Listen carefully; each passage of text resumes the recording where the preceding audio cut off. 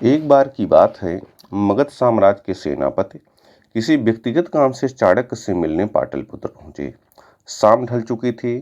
चाणक्य गंगा तट पर अपनी कुटिया में दीपक के प्रकाश में कुछ लिख रहे थे।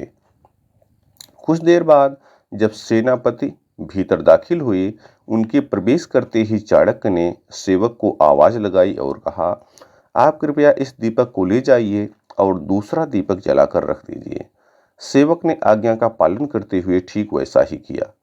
जब चर्चा समाप्त हो गई, तब सेनापति ने उत्सुकतावश प्रश्न किया, हे महाराज, मुझे एक बात समझ में नहीं आई।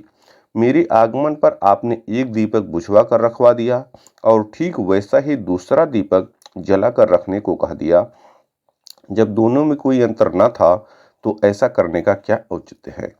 इस पर चाणक्य ने मुस्कुराते हुए सेनापति से कहा, भाई, पहले जब आप आए तब मैं राज्य का काम कर रहा था। उसमें राजकोष का खरीदा गया तेल था। पर जब मैंने आपसे बात की तो अपना दीपक जलाया, क्योंकि आपके साथ हुई बातचीत व्यक्तिगत थी। मुझे राज्य के धन को व्यक्तिगत कार्य में खर्च करने का कोई अधिकार नहीं है, इसलिए मैंने ऐसा किया।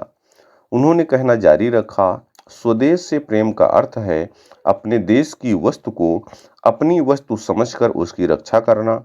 ऐसा कोई काम मत कीजिए जिससे देश की महानता को आघात पहुंचे। प्रत्येक देश की अपनी संस्कृति और आदर्श होते हैं। उन आदर्शों के अनुरूप काम करने से ही देश के स्वाभिमान की रक्षा होती है। इस प्रकार से चाणक्य के इस उदाहरण से सेनापति बहुत प्रभावित हुए और वे वहां से वापस चले आए। बहुत बहुत धन्यवाद।